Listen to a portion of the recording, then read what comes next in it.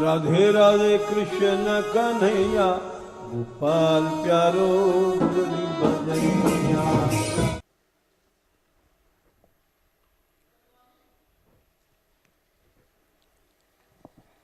ये आरती जो आई है,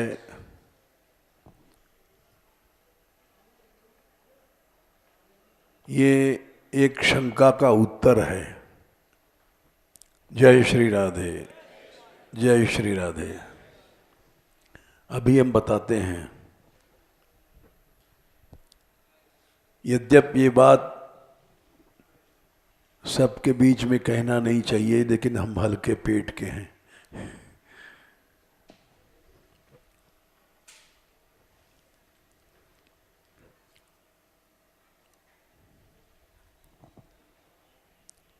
जो कुछ हमारे मन में शंका थी, वो आरती आई यहाँ पहली बार तो ठाकुर जी ने दूर कर दिया कि घबराओ नहीं।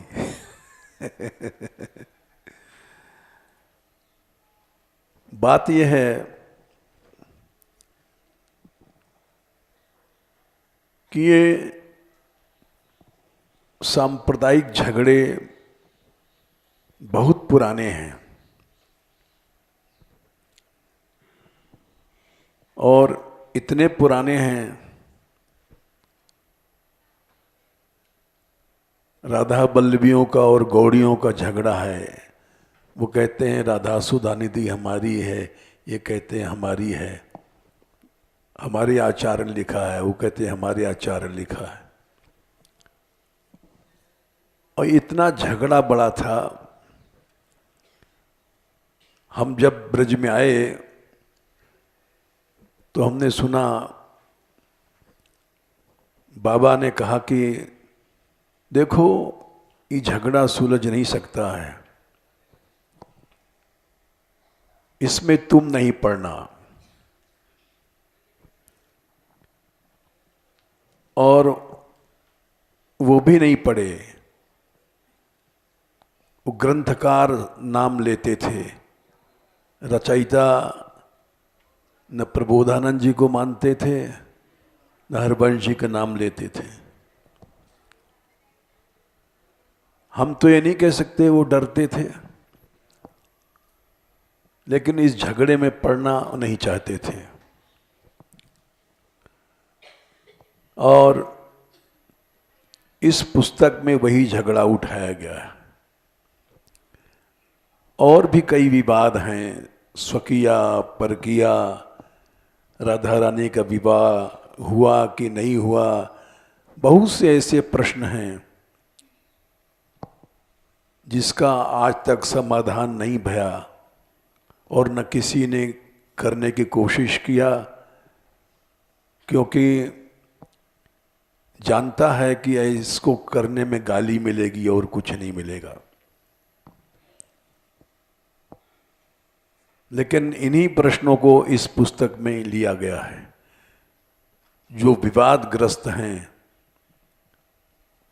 स्वकीया है कि परकिया है कि क्या नित्य विहार है, ये झगड़ा बहुत चल रहा है। ब्रज अलग है, निकुंज अलग है।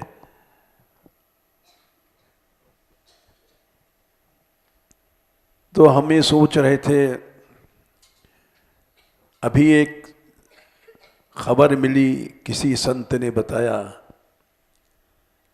कि राधा कुंड में इस्कॉन की मीटिंग भई है और उसमें घोषणा की गई है कि हमारे लिए कि रमेश बाबा एक लड़की को ब्यास बनाना चाहते हैं, यंग लड़की है। तो वो अभी से विरोध शुरू हो रहा है। तो निश्चित है कि वो इस पुस्तक के बारे में भी, चूंकि इसका नाम है उसमें और लिखा भी इसी ने है, लेकिन लिखा हमारे विचारों के अनुसार है। तो वो लोग इस पुस्तक को कोशिश करेंगे ये बैन लग जाए इस पे, क्योंकि अभी से ही अभी तो मार्केट में गई नहीं है, लेकिन मार्केट में जाने के पहले से विरोध शुरू हो गया है। और जब ये बात पुस्तक मैदान में आ जाएगी और उसमें ये विचार रखा जाएगा, ये झगड़ा गलत है। हरिवंश जी की पुस्तक है कि प्रबोधानंद जी कहे है, दोनों श्री जी की सहचरी हैं और दोनों बैठते थे पास पास, दोनों के विचार एक थे, इसलिए हम इसको सम्मिलित प्रयास मानते हैं। ये एक नया विचार जब सामने आएगा जो आज तक कभी नहीं आया, एक नया हल कि झगड़े सब खत्म हो जाएं। मुकदमा तक चला था इस पर, और एक जो बंगाली गवाह था गौड़ियों का, उसकी नाक अदालत में काट लिया था दांत से कि हमको भले सजा हो जाए तो हो, कोई हर्ज नहीं है, कुछ महीने की सजा होगी लेकिन हम इसकी नाक काट के छोड़ेंगे। तो इतना झगड़ा, और उस झगड़े को इस पुस्तक में उठाया गया और उसकी समस्या स्वकीय परकीय ये सब झगड़े थे, इन सब को इस विषय में लिया गया इस पुस्तक में। ये पुस्तक अब छपने जा रही है और मैदान में आते ही मान जब अभी से ही विरोध शुरू हो रहा है तो निश्चित है कि बहुत तगड़ा विरोध होगा। तो मैं यही सोच रहा था कि इतनी मेहनत भई है, कई साल तक मंथन के बाद ये पुस्तक बनी है। 20 साल से यात्रा चल रही है और 84 कोस के ऊपर अभी तक कोई ऐसा साहित्य फील्ड में नहीं है। सभी स्थलों का किसी पुस्तक में निरूपण नहीं हुआ है। तो हम सोच रहे थे कि अभी से विरोध शुरू हो रहा है, भगवान क्या करेंगे। तो आरती आ गई उसी में पहली बार, तो हमने समझ लिया कि मंगल होगा, भगवान का आशीर्वाद मिल गया, कुछ नहीं होगा। इसलिए पहले कभी यहाँ आरती नहीं आती थी, वो आज पुजारी जी पहले बार ये आरती लाए, तो हमने कहा ये उत्तर आ गया ठाकुर जी मान बिहारी लाल की ओर से कि तुम देखो कुछ नहीं होगा। बहुत सी बातें ऐसी हैं, जैसे ये विषय चल रहा है 2-3 दिन से,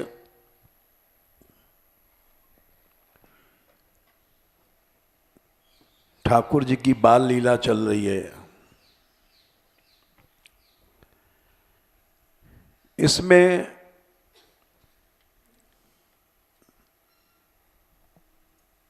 एक एक चित्र सुखदेव जी ने, इसको हम कह सकते हैं पेन पिक्चर। एक अंग्रेजी में शब्द होता है पेन पिक्चर।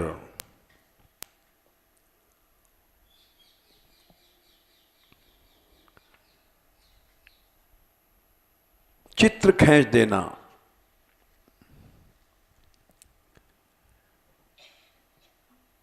जैसे चित्रकार तूलिका से चित्र खींचता है, वैसे अच्छा कवि अपनी लेखनी से चित्र खींचता है।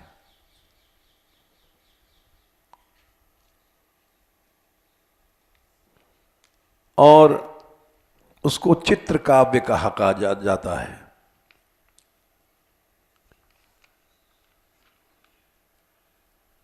9वें अध्याय में, दशम स्कंद में, सुखदेव जी ने पेन पिक्चर खींचा है। एक एक क्रिया इतनी स्पष्ट लिखी है कि इसको हम चित्र काव्य कह सकते हैं। It is the pen picture of the whole माखन चोरी लीला। जैसे क्रम है, पूरे अध्याय में क्रम है। पहले श्लोक में यशोदा जी स्वयं दधी मथने जाती हैं,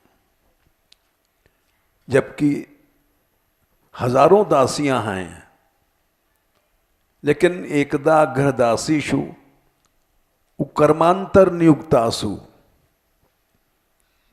सुखदेव जी ने कहा कि अलग अलग कामों में लगी हुई हैं। यशोदा जी नंद गेहिनी हैं, स्वयं जाती हैं।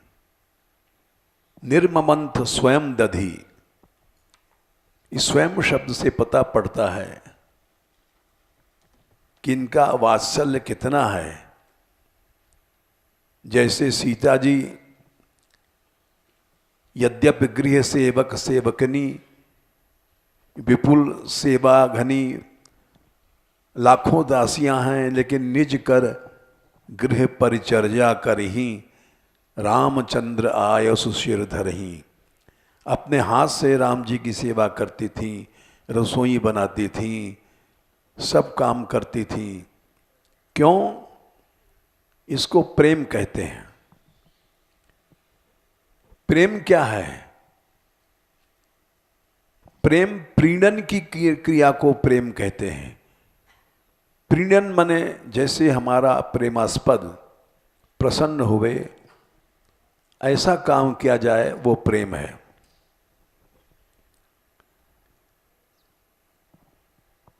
गोपियां द्वारका नहीं गईं, मथुरा नहीं गईं। क्यों नहीं गईं? क्या प्रेम नहीं था? था, लेकिन प्रीणन की क्रिया पहले है। जैसे श्री कृष्ण संतुष्ट हो वही काम करना है। उधो हरिसो जाय कहो, सबय बिरहनी पांव परत हैं, मथुरा कान रहो। ये अमर साहित्य है। सूरदास जी ने लिखा कि सब गोपियां कह रही हैं, पांव पढ़ करके हम कहती हैं कि मथुरा में ही कृष्ण रहे। बोले मथुरा में क्यों रहे? बड़ा विचित्र पद है, लेकिन हम प्रीणन क्रिया की बात बता रहे हैं कि जैसे श्री कृष्ण, यशोदा जी भी कहती हैं कि मेरा आशीर्वाद कहना, कोट कोट जुग तक जीवे हमारा लाला। ऐसे से पद आते हैं। तो ये यशोदा जी का वात्सल्य है। स्वयं मथने गई, दासियां जाने कैसा मथेंगी, और वो बड़ी कुशल हैं। हमारे लाला को माखन जैसा चाहिए वह वैसा मैं ही बना सकती हूं। ये वात्सल्य इससे सूचित होता है। फिर वो गुण गा रही कृष्ण के, दधी चला रही हैं और गा रही हैं। ये भी ब्रज परिकर की विशेषता है कि हर समय या दोहने वहनने मथनोपलेप प्रेंखिंख, हर समय कृष्ण गुणगान चलता है। गायंती चैन मनुक्त धियोश्रु कंठ्यो धन्या ब्रजस्त्री उरुक्रम चित्तियाना। ये गोपियां धन्य हैं, हर समय इनका कृष्ण में ही मन है। फिर यशोदा जी की छटा खींचा उन्होंने, रेशमी लहंगा है, क्षौमम वास पृथु कटि तटे, नितंब भाग बहुत स्थूल है, यानी मोटे मोटे चूतर हैं, और उसके ऊपर रेशमी लहंगा, झब्बादार नारा ब्रज की प्राचीन संस्कृति है, सूत्र नद्धम, लहंगा लटक्यो झब्बा नारे ते, डब बाजते रे छैल मतवारे के। तो ब्रज की संस्कृति है, वो झुब्बादार लहंगा पहने हुए हैं, और पुत्र स्नेहस्तुत कुछ युगम, बिना कृष्ण किए पिए ही स्तनों में से दूध निकल रहा है, चोली भीज गई है, और जात कंपम च शुभ्रू, कंप हो रहा है। ये प्रेम के सात्विक भाव हैं, स्तनों में कंप हो रहा है कि श्री कृष्ण आकर के दूध पिए। ये अनुभाव हैं वात्सल्य रस के। जैसे कौशल्या जी विधवा हो गई थी, फिर भी जब भरत जी आए हैं तो उनके स्तनों से दूध निकल पड़ा है, जबकि दशरथ जी मर चुके हैं, विधवा को दूध नहीं निकलता है। लेकिन वात्सल्य की प्रधानता दिखाई है वहां पर गोसाई जी ने। तो ये वात्सल्य का अनुभाव है। स्तन में कंप हो रहा है और स्तनों में से दूध निकल रहा है, जबकि अभी कृष्ण नहीं है वहां। और रज्जू माने जो रस्सी है उससे मथानी खींच रही हैं, उससे कंकण और कुंडल हिल रहे हैं। गा रही हैं तो गाने के आनंद में सिर हिल रहा है, तो कुंडल हिल रहे हैं, और मथ रही हैं तो कंकण भी हिल रहे हैं। और बड़े परिश्रम से मथ रही हैं। स्विन्नम वक्त्रम, पसीना आ गया है, और कबर विगलन मालती, और जूड़े में जो मालती के पुष्प गूंथे गए हैं वो टूट टूट के गिर रहे हैं, फैल रहे हैं चारों ओर। जूड़ा फूलों से भरा हुआ था, इस तरह से उन्होंने मथा कि जूड़े में से फूल बिखर रहे हैं, फुलझड़ी सी हो रही है कि जल्दी से मथें, लाला आ रहा होगा। आते मान उठते मान मांगता है। जब तक कृष्ण जाग गए, और यशोदोत्संग लालित कहा गया है। इस लीला में यशोदा के दूध से जो पाले गए हैं कृष्ण ब्रह्म, तो जागते मान माता के स्तन के दूध पीने की इच्छा हुई, दौड़ करके आए पलंग से। ऐसा पदों में लिखा है सूरदास जी ने। स्ताम माने माँ के पास पहुंचे, देखा मैया तो दही मथ रही है। स्तन्य काम, स्तन्य माने वैसा दूध जो स्तन में होता है, उस दूध की इच्छा थी। आसाद पहुंच करके देखा, मथनंतीम जननीम, मैया तो दही चला रही है, अब ये दूध कैसे पिलाएगी? तो मथानी पकड़ लिया। गृहीत्वा दधि मंथानम, एक एक क्रिया चित्र काव्य है। निषेधत, मना किया, मत मत है, क्योंकि उनको दूध पीना है स्तन का। और जब मना किया तो दूध पीने के लिए बच्चा जैसे रोता है, मचलता है, बनावटी रोना, प्रीतिम आवहन। यशोदा के हृदय में प्रेम पैदा हो जाए, इसके लिए बनावटी रोना, ढोंग कर रोना, नकली रोना करने लग गए। एक एक क्रिया इतनी, सुखदेव जी ने जब देखा कि लाला रो रहा है, ढोंग कर रहा है, ये ढोंग भी आगे आ रहा है। श्लोक 6 में मृषाश्रु, नकली आंसू बहान रहे हैं कृष्ण। मृषा माने सच्चे आंसू नहीं, ढोंग के आंसू।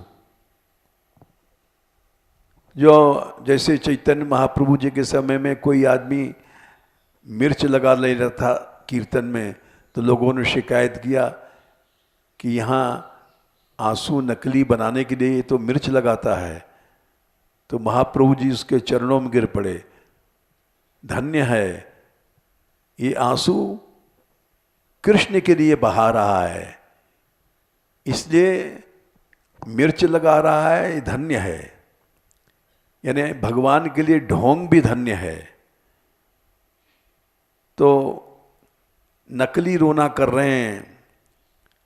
जब नकली रोना किया तो यशोदा ने उनको उठा लिया गोद में, अच्छा आजा, तम अंकम आरूढ़, और स्तन पिलाया। जो पहले से ही दूध निकल रहा था, स्नेहस्नुतम।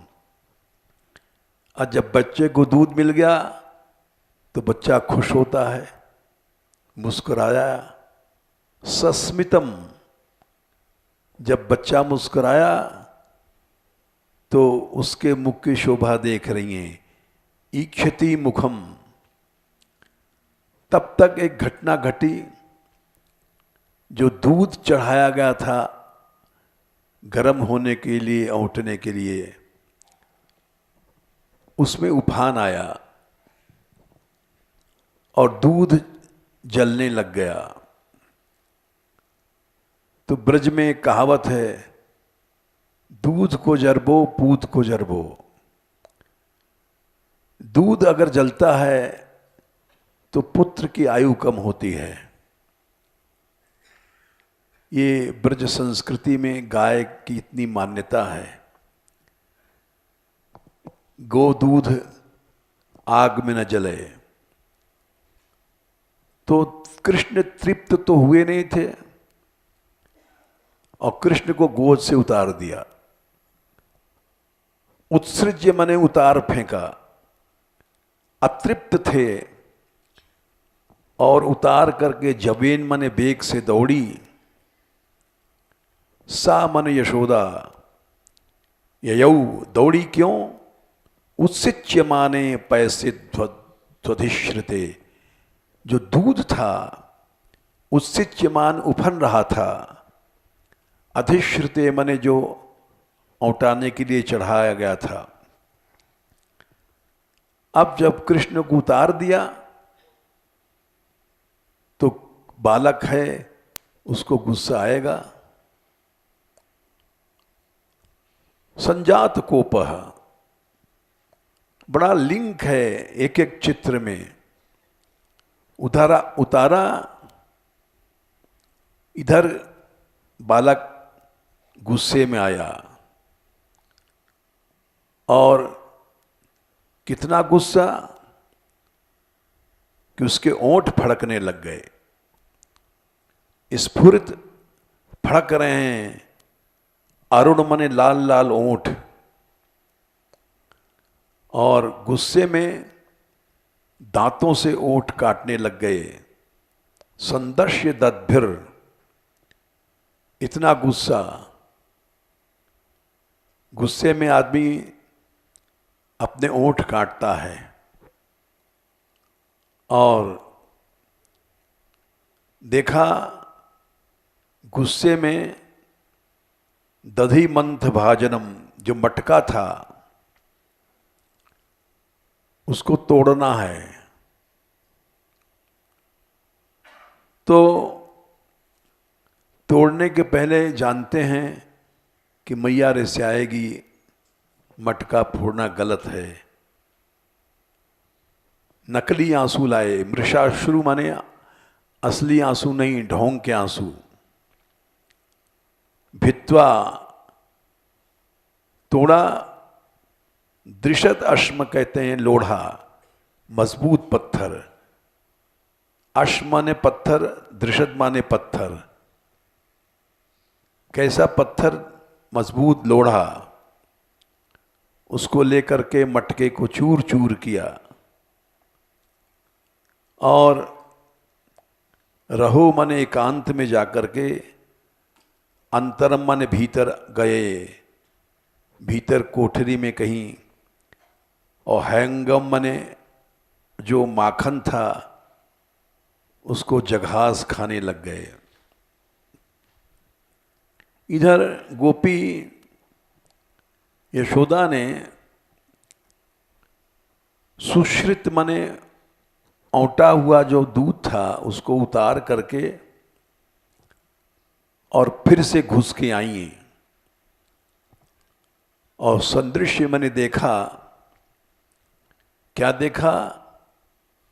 दध्यमत्रम, मत्रकम माने मटका, भगनम, टूटा हुआ है। विलोक्य देख करके समझ गई स्वसुत, ये हमारे बच्चे का काम है। मटका फोड़ गया, सारा दही फैल रहा आंगन में,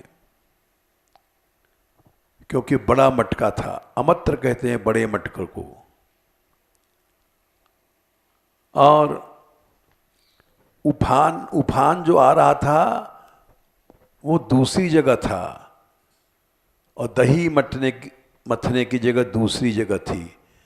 तो दूध उफन रहा था, वहां से फिर लौटी और यहां आकर के उन्होंने देखा मटका फूटा हुआ। तो गुस्सा नहीं हुआ, जहाज, हंसी बड़े जोर से। देखो छोटा सा है, कितना क्रोध है इसमें। हंसी, एक एक क्रिया सुखदेव जी ने चित्र खींचा है। हंसी माने वात्सल्य इतना है, गुस्सा नहीं किया। और सोचने लग गई कहाँ गया है। न तत्र पश्यति, अरे दिखाई नहीं पड़ रहा है। एक ब्रज में कहावत है, खाए के पर रहे और मार के टर रहे। यानी कोई गलत काम हो गया तो भाग जाओ, और खा लिया पेट भर के तो पड़े रहो। तो वही बात है, मार के टर रहे। कृष्ण ने मटका फोड़ा तो सोच रहे हैं भाग जाओ, अब यहां रुकने में फायदा नहीं है। बाल लीला है, और भाग करके छिप गए। चोर भागता है, छिपता है। कहाँ छिपे? उखल पहले बड़े बड़े होते थे, जमीन में नहीं होते थे। खड़े होकर के दही चलाया जाता है। जैसे यशोदा कुंड या नंदगांव में माट मटका है, उसका दर्शन है। तो खड़े होकर के उखल चलाना। तो ऊंचे होते थे, उसके ऊपर जाके छिप गए कृष्ण। उलू खलस्यांघ्रेरुपरि व्यवस्थितम, और ऐसे ढंग से बैठे, ऊपर से कहीं गिरेंगे तो लग जाएगी, व्यवस्थित होशियार होके बैठे कि मैया ना आ जाए। और ऊपर बैठ करके बालक को बंदरों से बहुत प्रेम होता है, बंदर भी बालक से प्रेम करते हैं। तो मरकाम बंदर को बुलाया और ऐसा कोई ढंग बना रखा था कलछली वंचली से कि ऊपर से बैठे बैठे छींका अलग था कहीं दूर, जिस पर माखन रखा जाता है, वहां से माखन लेते जाएं और बंदरों को बांटते जाएं। कामम माने काफी, ददतम बहुत से बंदर आ गए। यहां लिखा है वल्लभाचार्य जी ने, भगवान इतने कृतज्ञ हैं कि रामावतार में सब बंदर बहुत लड़े थे, तो कृष्णावतार में बंद मक्खन खवा रहे हैं। लो तुमने बड़ी लड़ाई किया था, अब खाओ खूब पेट भर के। कामम ददतम शिचि स्थितम, जो माखन शिचि माने छींके पर था, हयंगवम, लेकिन उसको देना नहीं चाहिए, यशोदा जी ने जमा कर रखा है। चौर्य, चोरी कर रहे हैं, चोरी उन्होंने अपने घर से शुरू किया। दूसरे घर में तो चोरी पीछे होती है, जो चोर होता है वो अपने घर से ही चोरी शुरू करता है। इसकी भी बड़ी बड़ी कथाएं हैं, वो नहीं कहेंगे क्योंकि समय थोड़ा रहता है। असली चोर हैं, सबसे पहले मां के पास से चोरी शुरू किया, और चोर चारों तरफ चौकन्ने होकर देखता रहता है।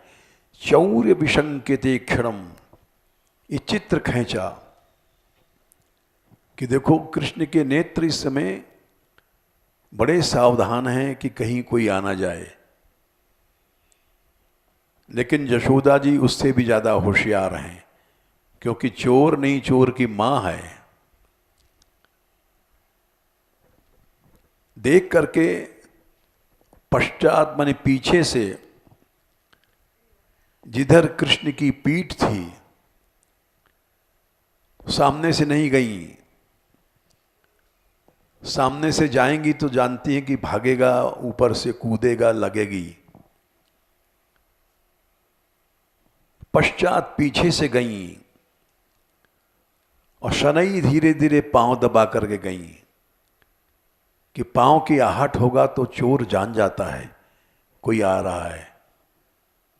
सुतम आगमन छनई है, पहुंच गईं, लेकिन चोर भी होशियार है, वो समझ रहा है कि अवश्य आएगी मैया। देख लिया उसने, चारों तरफ सिर घुमा रहा था, आगे पीछे आगे पीछे।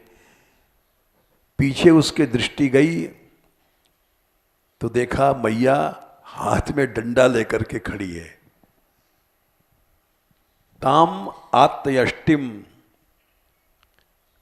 प्रसमीक्ष्य, अच्छी तरह देखा, सब माने अच्छी तरह, कि मैया के हाथ में डंडा है। ओह,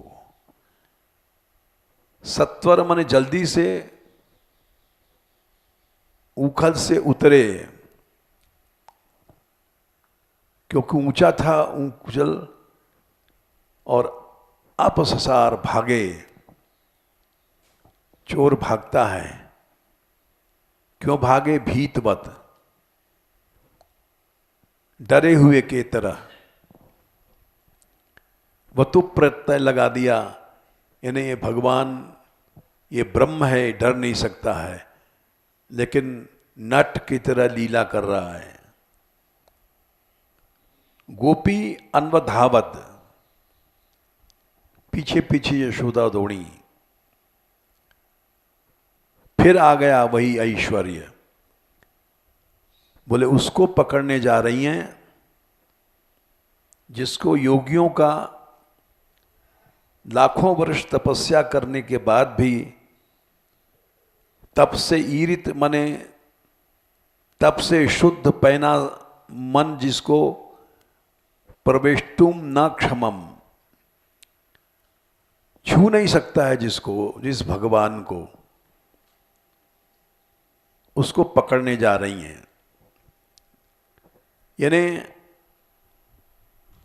साथ साथ ये आर्ष ग्रंथों की मर्यादा है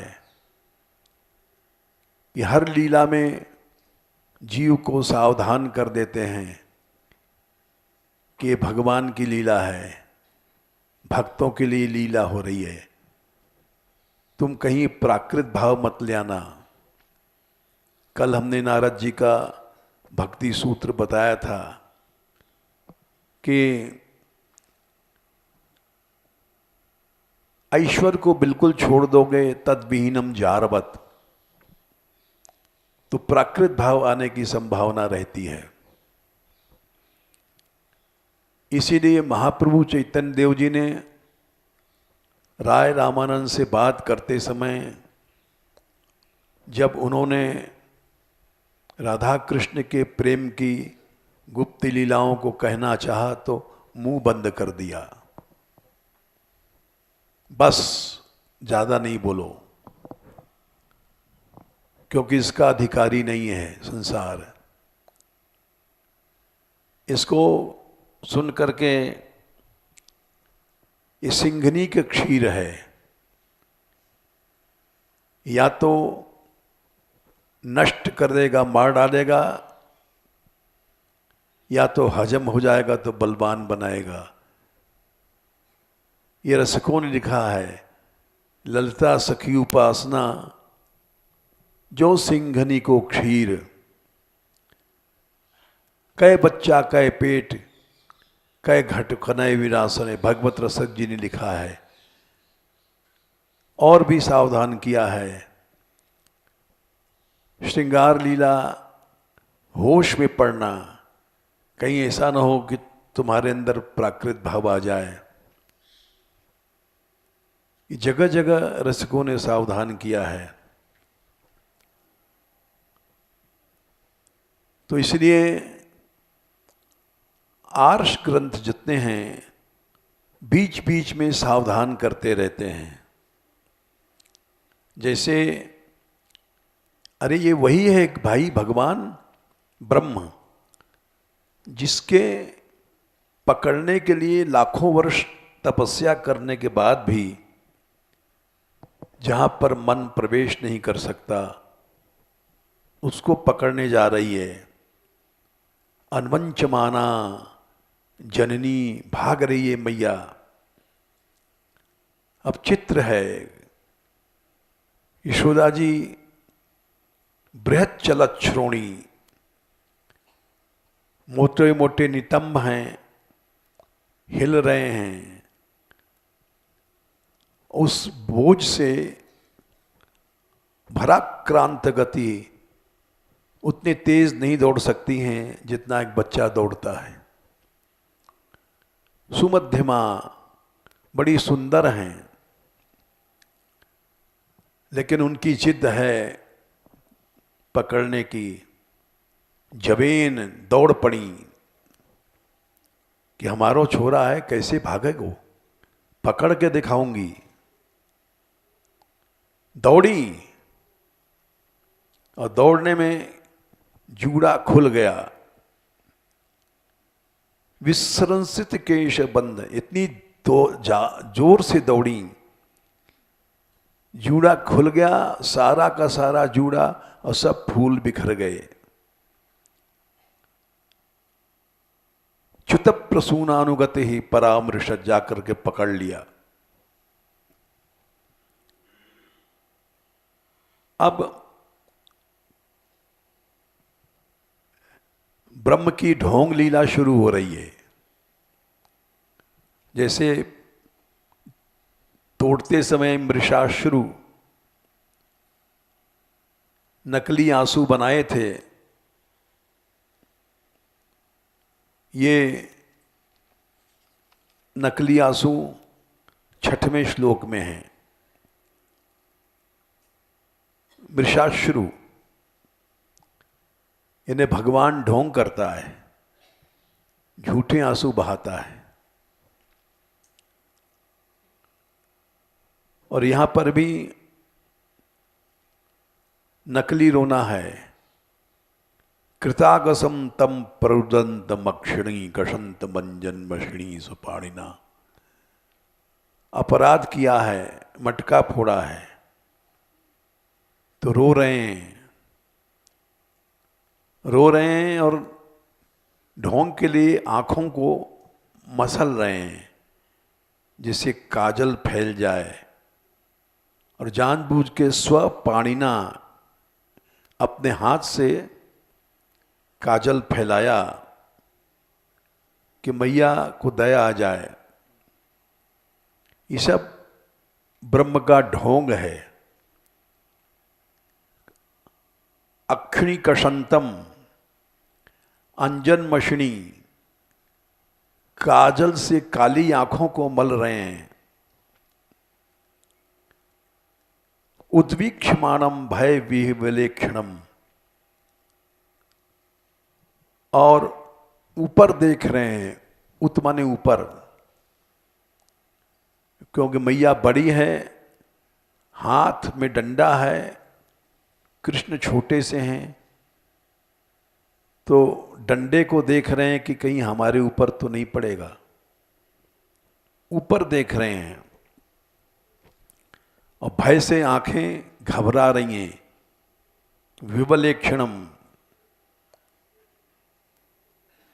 तो हाथ से पकड़ करके यशोदा जी ने भिष्यंती, डरवाते हुए अवागुरत फटकारने लग गई। डांट के शब्द, जैसे ब्रज में माँ बच्चे को गाली देती, चूल्हे के दिए निपूते, ऐसे शब्द बोल रही हैं। इन शब्दों को आचार्यों ने लिखा भी है कि मैया क्या कर रही है, डरवा रही है, कैसे शब्द प्रयोग कर रही है। लेकिन देखा जब बच्चा डर गया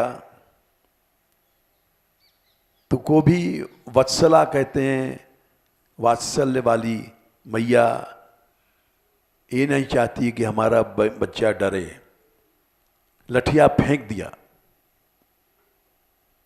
त्यक्त्वा यष्टिम सुतम भीतम, बच्चा डर गया है इसलिए लठिया फेंक दिया। विज्ञाय जान करके अर्भक वत्सला, वात्सल्य की मूर्ति है यशोदा। बोले अब ठीक नहीं, डर गया है बच्चा, इसलिए डरवाना ठीक नहीं है। डंडा फेंक दिया। येष किलतम बद्धुम, इसको बांधूंगी, क्योंकि आज हमारे घर में नुकसान कियागा। माँ का वात्सल्य है, शिक्षा देना, लालन पालन दोनों करती है, तो डरवाना जरूरी है। चैतन्य चरितामृत में एक प्यार आता है, माता मोर पुत्र भावे, पुत्र भाव से करेन ताड़न मारती है। और वो अतिहीन ज्ञाने करे लालन पालन। मूर्ख समझती है, अतिहीन ज्ञाने हमको बिल्कुल मूर्ख समझती है, इसीलिए ताड़ना देती है कि औरों के घर में भी बदनामी होगी हमारी। सखा यदि शुद्ध भावे शुद्ध सखे करे स्कंधे आरोहण। सखा लोग शुद्ध सख्य में हमारी कंधे पर चढ़ बैठते हैं। तुम ही कौन बड़े, तुम कौन बड़े हो हमसे। ये सब ब्रज का रस है। प्रिया यदि मान करे करे भर्सनन। अगर प्रिया जी राधा रानी मान में हमारा अपमान करती हैं, जाओ निकाल दो इनको मान मंदिर से। वेदस्तुति होते होवे, ये जैसे वेदस्तुति में आनंद मिलता है, उससे ज़्यादा जब हमारा अपमान होता है तो उससे ज़्यादा आनंद आता है। तो यशोदा जी बांधना चाहती हैं, अतद वीर्य को विदा। यहाँ ये 13वां श्लोक है। ये चतुश्लोकी जो ब्रह्मा जी ने 4 श्लोकों में सारी भागवत सिखाई थी, चारों श्लोकों को एक श्लोक में कर दिया यहां सुखदेव जी ने। ये ऐसा विचित्र श्लोक है, इसको जब पढ़ोगे तो चतुश्लोकी भूल जाओगे। अहमेवा समेवाग्रे नान्यद्य सदसत परम, चतुश्लोकी है कि चतुश्लोकी में भगवान ने कहा है, चारों श्लोकों को एक में कर दिया यहां पर सुखदेव जी ने। यावान हम यथा भावो, ये दूसरे स्कंद में 9वें अध्याय में 31, 32, 33, 34, 35 चतुश्लोकी का परिचय 31वें श्लोक से शुरू होता है। 2, 9, 31। यावान मने जितना मैं हूं, यथा भाव जैसी मेरी सत्ता है, जैसा मेरा रूप है, जैसा मेरा गुण है, जैसे मेरे कर्म हैं, यानी ब्रह्म के रूप होते हैं, ब्रह्म का गुण होता है, ब्रह्म का कर्म होता है।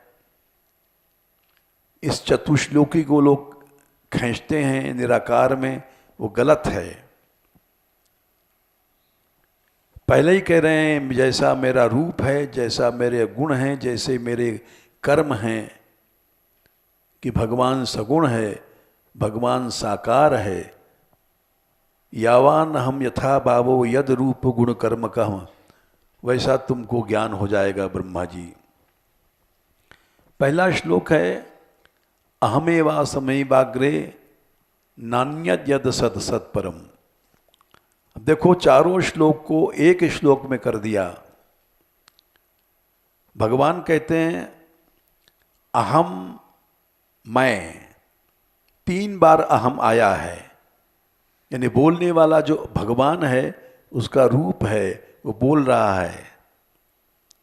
मैं ही, एव माने ही, आसम माने था, अग्रे माने सृष्टि के पहले जब संसार प्रलय था उस समय भी मैं था। अहमेवा समैवे अग्रे माने प्रलय के समय भी मेरी स्थिति थी। न अन्यत सद असत परम, और कुछ स्थूल सूक्ष्म या कार्य कारण ये नहीं था। सत असत का मतलब स्थूल सूक्ष्म या कार्य कारण कई अर्थ होते हैं। ये सब कुछ नहीं था, न कारण था, न बीज था, न कार्य था। पश्चात माने सृष्टि बनी और ये जो कुछ है संसार, अहम यद एतत्, ये दिखाई पड़ रहा है, ये मैं ही हूं। और ये सृष्टि के समय जो दिखाई पड़ रहा है वो मैं ही हूं। और यो वशिष्येत, जो बचेगा फिर से प्रलय होगी, सब चला जाएगा, मुझ में लीन हो जाएगा। अवशिष्येत माने जो बचेगा वो मैं ही हूं। सोस्म्य हम, ये 3 बार अहम आया है। एक शुरू में आया है, एक बीच में पश्चात के बाद अहम आया है, एक अंत में सोहम, सोस्म्य हम। त्रिवाचा होती है, 3 बार कोई बात कही जाए तो पक्की मानी जाती है। ये त्रिवाचा है। सुखदेव जी ने के भगवान सगुण साकार हैं, भगवान सगुण साकार हैं। यही बात फिर बाकी जो कुछ दिखाई पड़ रहा है वो माया है। दूसरे श्लोक में माया का वर्णन करते हैं। फिर तीसरे श्लोकों में सब में भगवान अनुस्यूत है। ये चतुश्लोकी है। अब देखो, चारों श्लोकों को सुखदेव जी ने एक श्लोक में कर दिया। 10, 9, 13। न चांतर न बहिर्यस्य न पूर्वम नापि चापरम पूर्वापरम बहिश्चांतर जगतो यो जगच्चय।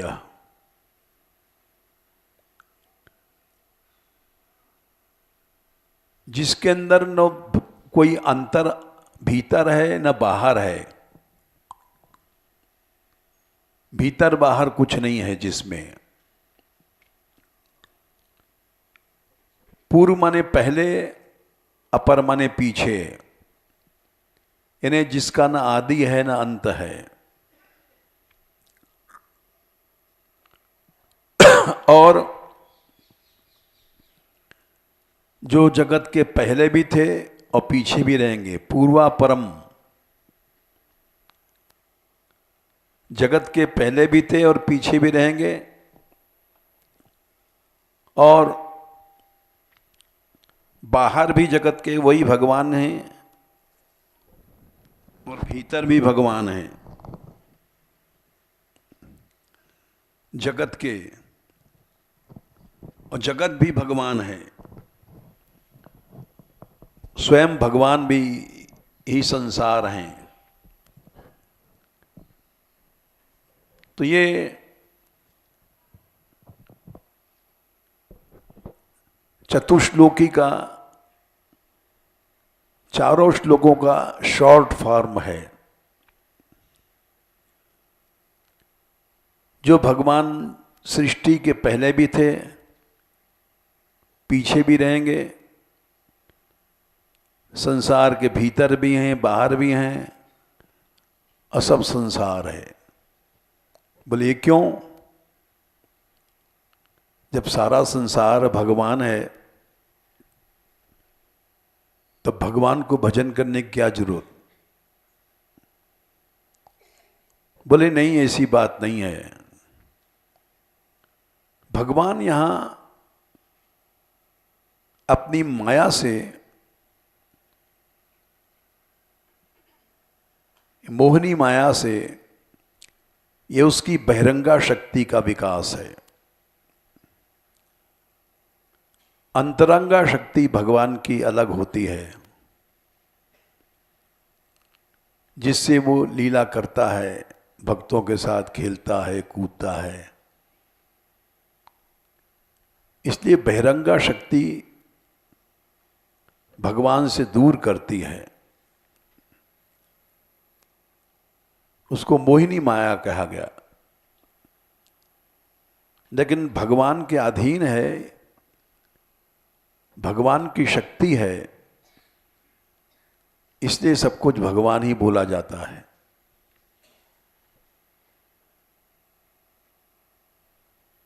तो जो सब कुछ भगवान है,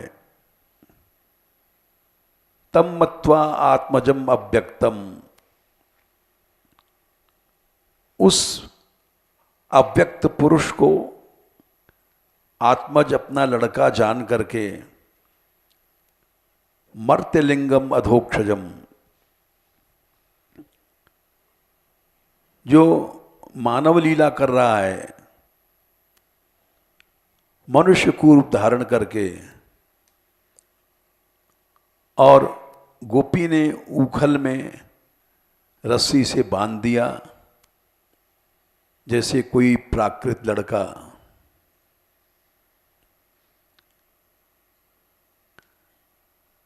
इसके बाद वो रस्सी छोटी पड़ गई, पड़ती चली गई। संदधे अन्यत्र गोपिका, गोपी जोड़ती चली गई। जो जो जोड़ती थी 15वें अध्याय 16वें श्लोक में 15-16 में वो सब छोटा पड़ता चला गया। घर की सारी रस्सियां जोड़ दिया और गोपियां हंसने लग गईं, क्योंकि रस्सियां सब छोटी पड़ रही हैं। मुस्कुरा रही हैं सब गोपियां। और माता की परिश्रम की स्थिति को देख करके स्वमातु स्विन्न गात्राया, पसीना निकल रहा है। विस्रस्त कबरस्रजः, और सब जूड़े खुल गए, फूल बिखर रहे हैं। लेकिन माया जिद कर रही है माँ, और उनके परिश्रम को देख करके कृष्ण स्वयं बंधन में बंध गए। बोले क्यों? 19वें श्लोक में भगवान ने दिखाया कि मैं तो भाई दास के अधीन हूं, भक्तों के अधीन हूं। बांध लो, मार लो, नचा लो, कुछ भी कर लो। एवं संदर्शिता ह्यंग हरिणा भृत्य वर्षिता, अपने दासों की अधीनता दिखाई। कौन है? अनंत ऐश्वर्य वाला कृष्ण, जो स्ववश है। परबस जीव स्वबस भगवंता, ये बार बार आर्ष ग्रंथों में होश में आ जाकर के लीला को पढ़ना। यस्येदम सेश्वरम वशे, जिनके अधीन सारा संसार, ईश्वर भी जिनके अधीन है। सेश्वरम मने विधि हरि शंभु न चावन हारे, तेऊ न जानई मरम तुम्हारा। एक ही पंक्ति में अनंत ब्रह्मांड नायक भगवान का चित्रण कर दिया, एक पंक्ति में, और एक श्लोक में चतुश्लोकी का वर्णन कर दिया, और एक श्लोक में वश्यता निरूपण किया। नेमम बिरिंचो, न ब्रह्मा को ये सौभाग्य मिला, न भवमनि शंकर को, न लक्ष्मी को। जो यशोदा ने, गोपी ग्वालिनी ने प्राप्त किया, वो किसी को नहीं मिला। अब यहां उसका कारण बता रहे हैं। सिद्धांत, ये भगवान गोपिका सुत, गोपी यशोदा का आनंद देने वाला, जो कर्मकांडी देही देह वाले, इनको नहीं प्राप्त हो सकता है, ज्ञानियों को प्राप्त नहीं हो सकता है। आत्मभूत अपने ही स्वरूप ब्रह्मा शंकर आदि को भी नहीं प्राप्त हो सकता है। लेकिन भक्ति मताम, भक्ति से प्राप्त हो सकता है। कैसी भक्ति? ब्रज भाव भावित भक्ति। ये ब्रज भाव न ब्रह्मा को मिलेगा, न शिव बनने पर मिलेगा। ब्रज के भाव से भावित भक्तों के पास संग करो, वहां मिलेगा। रसिकों का संग करो, रसिक बनोगे। और इसके बाद कृष्ण ने जो उखल में बंधे हुए हैं, उखल में बांध करके यशोदा फिर से चली गई माखन वाखन चलाने, घर के काम में लग गई। और कृष्ण ने देखा अर्जुन के पेड़ खड़े दो, कुबेर के बेटे थे, नारद के शाप से वृक्ष बने थे लाखों वर्ष से। नारद के शाप से वृक्ष बने थे, मद था उनको। देखो, ये मद दिखाई नहीं पड़ता है। मद कहते हैं नशा। काम दिखाई पड़ जाता है, क्रोध दिखाई पड़ जाता है, लोभ दिखाई पड़ जाता है, मोह भी दिखाई पड़ जाता है, चित्त अपनी जगह से हट गया। मद दिखाई नहीं पड़ता। मद क्या है? एक नशा है। जैसे शराबी शराब पी लेता है तो दिखाई नहीं पड़ता, उसके शरीर में कहीं शराब चिपटी भी नहीं है, वो तो भीतर चली गई है। उस नशे में उसकी क्रियाएं बदल जाती हैं, बस उसे पता पड़ जाता है मद है। नशे में अपनी स्त्री को पीटेगा, घर वालों को पीटता है। जैसे धुंधकारी ने अपनी माँ को पीटा, ला पैसा सब ला, गहना सब छीन लिया। माँ को मारता है, बाप को मारता है। लोग क्यों? नशे में है। तो न ये नशा हम लोगों को है। क्यों है? सुग्रीव ने कहा था, नाथ विषय सम कछु मद नाही, मुनि मन क्षोभ करहि क्षण माही। विषयों का एक नशा होता है। इस नशे में मनुष्य विकर्म करता है, प्रमत्त हो जाता है। 5वें स्कंद में 5वें अध्याय में नूनम प्रमत्तः कुरते विकर्म, ये कहा है कि प्रमत्त मने मद जब बहुत बढ़ जाता है तब वो क्या करता है? विकर्म करता है। नूनम प्रमत्तः कुरते विकर्म, ये चौथा श्लोक है 5-5-4। विकर्म क्या है? इंद्रियों की प्रीति के लिए जो हम लोग प्रयत्न करते हैं, विकर्म है। जैसे हम किसी लड़की को देख रहे हैं, ये विकर्म है। क्यों देख रहे हैं? हमारी आंखों को सुख मिल रहा है। हम लोग पंगत में जाते हैं, लड़ुआ खाने में जान लगा देते हैं। क्यों? विकर्म है। जीभ में रस मिलता है, जीभ प्रसन्न होती है मीठा खा करके।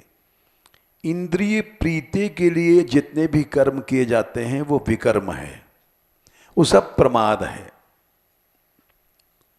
खाना पीना, देखना, उठना बैठना, ये सब विकर्म है। दौड़े जा रहे हैं, बोले कुछ मिलने वाला है, भंडारा या कुछ भी, या कोई कामी आदमी दौड़ा जा रहा है किसी से मिलने, तो जाना उसका विकर्म है। चलना फिरना विकर्म है। जितने भी कर्म इंद्रियों की प्रीति के लिए किए जाते हैं वो विकर्म है, और वो प्रमाद है, मद है हमको, हम प्रमत्त हो गए हैं। इसलिए यहाँ पर प्रसंग आया तो हमने मद की बात बता दिया। मद से ही ये दोनों नलकूबर शाप से अर्जुन बन गए और उनका भगवान मोचन करेंगे। जय श्री राधे।